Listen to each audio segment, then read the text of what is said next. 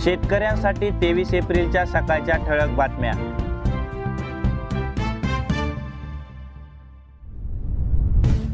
कांदा काढणीचा दर एकरी 12,000 रुपयांवर।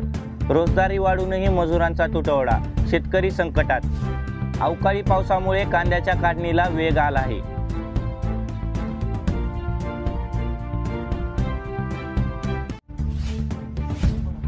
हळद, तूर, हरभऱ्याच्या दरामध्ये वाढ, तर कापसाची आवक कमी होत असून प्रति क्विंटल 6,620 भाव।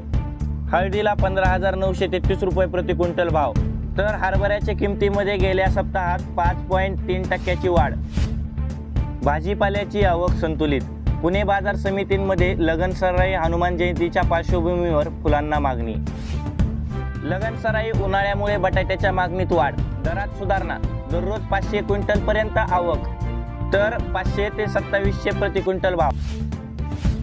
आठवड्यात फळे फुलांवर अवकाळीचा पुन्हा आघात, आंबा बागांचे सर्वाधिक नुकसान, तर भाजीपाला रब्बी पिकांवरही फटका।